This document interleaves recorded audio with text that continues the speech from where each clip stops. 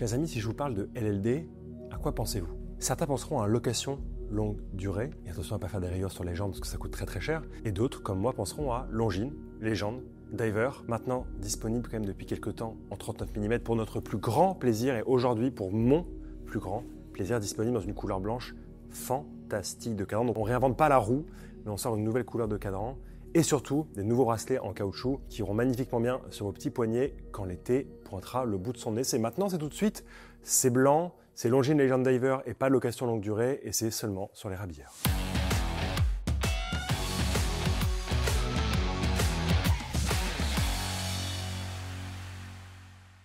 On va pas refaire le monde de la montre étanche. Il faut savoir que déjà depuis un peu plus que le milieu du 19e siècle, on commençait à voir des gens, des esprits un peu géniaux, se dire comment on va faire pour mettre des joints, même sur des montres de poche, comment on va faire pour les amener dans l'eau, comment on va faire pour les rendre vraiment étanches à l'humidité, étanches à l'eau. Étanche, ça veut déjà dire que c'est résistant à l'eau, mais vous avez compris le principe. Au début des années 1950, on va voir apparaître les premières montres de plongée, entre guillemets, professionnelles. Vous voyez des noms comme Rolex, Blancpain, qui vont comme ça sortir des pièces iconiques. Et dans les années qui vont suivre, les autres magnifiques marques de montres qui peuplent ce bel univers vont commencer aussi à produire des montres de plongée. Elles ne seront pas toutes ces montres professionnelles, et c'est là qu'on va commencer un peu à différencier les marques. Certaines marques vont sortir des petites montres comme ça pour aller plonger, tranquille, chasser le poulpe et le faire frire, ce qui est très très bien entre vous et moi. D'autres vont aller chercher des résistance à l'eau beaucoup plus forte pour pouvoir emmener les montres loin et en faire des outils pour les plongeurs professionnels. Et Longines, dans la deuxième moitié des années 1950, va se positionner un peu sur les deux créneaux, à la fois des montres pour les professionnels, mais aussi des montres pour les simples petits plongeurs ou petits ploufs que nous sommes. J'adore le mot petit plouf. On pense évidemment à la Longines dite Nautilus, référence 69-21, avec cette lunette caractéristique tournante, ce visage vraiment magnifique que la marque a d'ailleurs réédité il y a quelques années. Cette montre-là a été dite dans les publicités étant étanche à peu près 500 pieds, donc un peu plus de 150 mètres.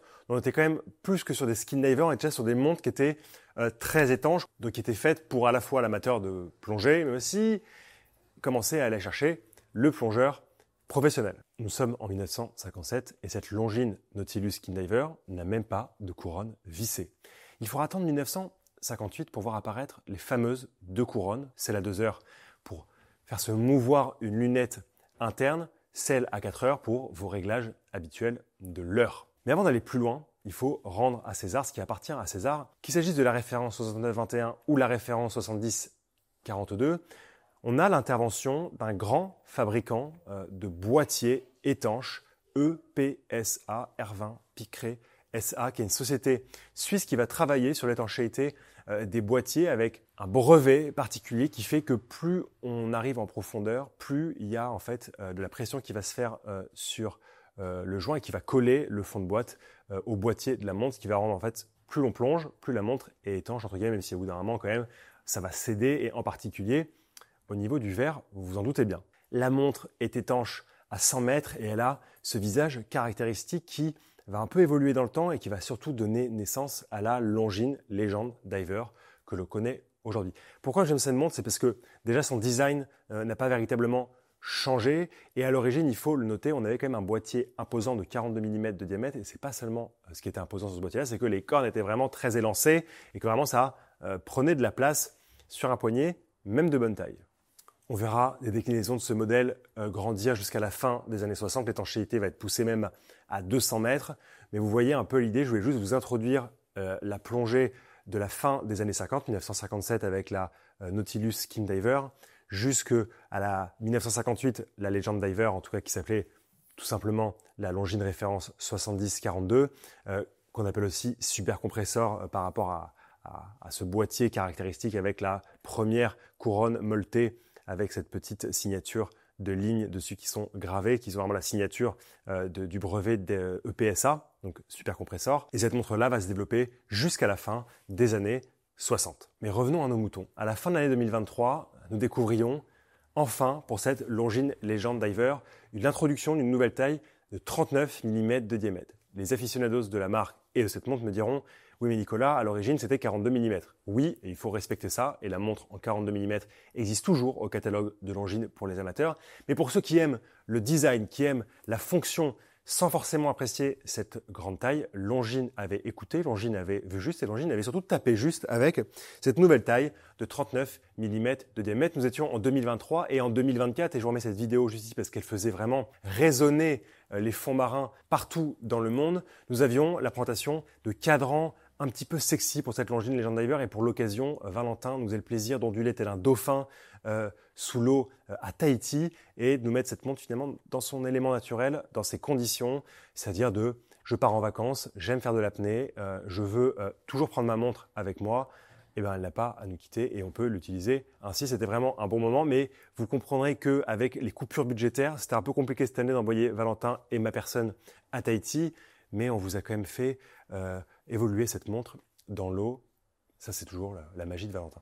Longines présente une nouvelle déclinaison de sa Longines Legend Diver 39 mm avec un très joli cadran blanc. Auparavant, on ne connaissait cette tonalité que dans le modèle dit féminin en 34 mm de diamètre avec un cadran proche du nacre.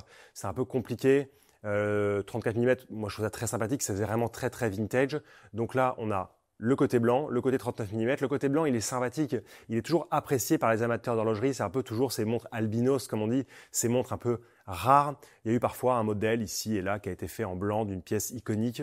Et ici, la Legend Diver se part de blanc. Un blanc qui n'est pas brillant, un blanc qui est mat et qui va s'associer à merveille avec les différents éléments du cadran. Et on va commencer avec les index. Alors vous vous souvenez, on a le 3, 6, 9, 12 en chiffres arabes, en appliques, très légères appliques, elles sont pas très très hautes, mais on voit quand même le relief, c'est intéressant. Et on va trouver une couleur un peu graphite, couleur grise, vraiment proche du graphite, proche de ces mines des crayons qu'on attend gratter sur les bancs de l'école. Et on va avoir pour les index des heures des petits rectangles, toujours en applique, toujours en relief, collés avec un petit carré luminescent, de peinture luminescente pour évidemment voir dans l'obscurité. Et on va avoir comme ça ce joli monde de couleur graphite qui va aussi se mélanger avec les aiguilles, toujours caractéristiques. Vous savez que cette aiguille des heures, un peu de forme pelle, c'est-à-dire un peu avec l'extrémité d'une pelle, tout simplement. On ne va pas chercher très très loin quand on fait des comparaisons. Et on va avoir cette couleur graphite qui est aussi utilisée pour les aiguilles qui sont mates. Et du coup, vous avez ce petit monde des index, à la fois chiffre arabe, à la fois rectangle, avec les aiguilles, qui est juste magnifique. Et j'avoue que la couleur graphite avec le blanc, c'est juste un combo parfait. Pour le reste, évidemment, on trouve cette lunette tournante bidirectionnelle qui s'actionne par une couronne vissée, la couronne à 2 heures. Ensuite, vous revissez la couronne et comme ça, on est bien en sécurité. Vous avez toujours le repère luminescent de forme triangulaire. Et vous avez toujours ce petit côté historique en dessous, l'index à midi, au-dessus, l'index à 6 heures. Vous avez un petit rectangle luminescent.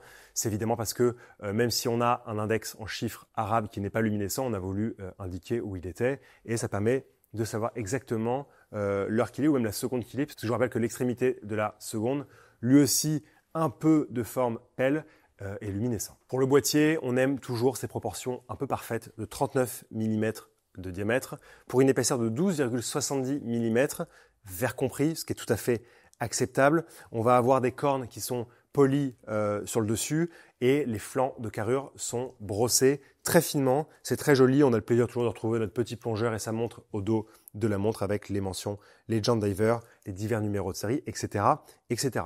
Mais ce qui nous intéresse, ça se passe aussi à l'intérieur de cette montre. On a le plaisir de retrouver comme en 2023 et en 2024 à Tahiti le calibre L888.6, très précis chez Longines les calibres, 72 heures de réserve de marche, spirale silicium, donc adieu le mauvaise influence des ondes magnétiques, un mouvement mécanique à remontage automatique et surtout, il faut le préciser, la montre est certifiée par le COSC et ce n'est pas le mouvement qui est certifié par le COSC, entre guillemets, c'est la tête de montre une fois assemblée. Parce qu'il faut savoir que quand vous envoyez un mouvement au contrôle officiel suisse des chronomètres et qu'on vous dit qu'il est COSC et ensuite vous le remettez dans la tête de montre, parfois il y a des petites variations qu'on veut prendre en compte ici chez Longines. Donc en fait, on va mesurer le COSC à partir de la montre. Donc on va prendre en compte l'idée de chronomètre une fois le mouvement assemblé dans sa carrure, dans son boîtier. Et donc à ce moment-là, on est encore plus précis dans la fiabilité de ce qu'on annonce à propos du chronomètre. Ce joli mouvement avec sa réserve de marche de 72 heures, évidemment, il est bien fermé derrière notre petit plongeur au dos,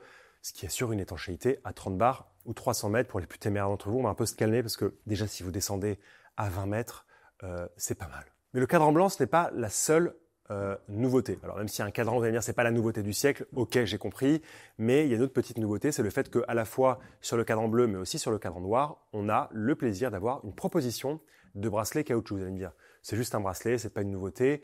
Oui et non, parce que d'une part, c'est assez agréable, ça permet vraiment de poser confortablement la montre sur le boîtier. Des gens n'aiment pas porter le bracelet en acier, le bracelet en caoutchouc est très bien réussi, il n'y a pas de boucle déployante, c'est une boucle Ardillon, et il permet une chose, et ça vous vous en rendez pas forcément compte, il permet de baisser le prix, de rendre la montre un peu plus accessible. Donc cette Longines Legend Diver avec cadran noir ou cadran bleu passe à 3 400 € avec bracelet caoutchouc, et notre version favorite, Legend Diver, avec son magnifique cadran blanc mat, son bracelet en acier, grainerie avec alternance de poli et de brossé, cette très jolie boucle poli brossée avec ce réglage fin est proposée au prix de 3 750 €, qui reste au même prix qu'en 2024. Chers amis, je pense qu'on a fait le tour de cette Legend Diver.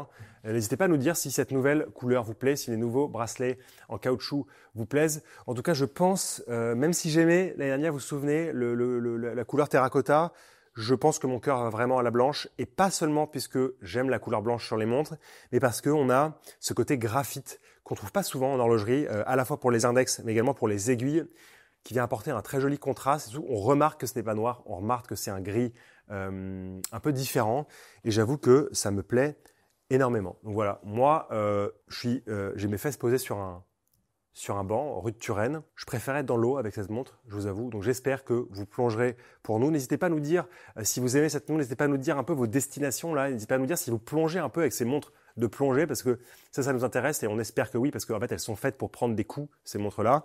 Donc voilà, on espère que vous avez apprécié cette nouveauté. On vous dit à très bientôt. On vous souhaite évidemment un bel été où vous soyez. On vous aime. Merci.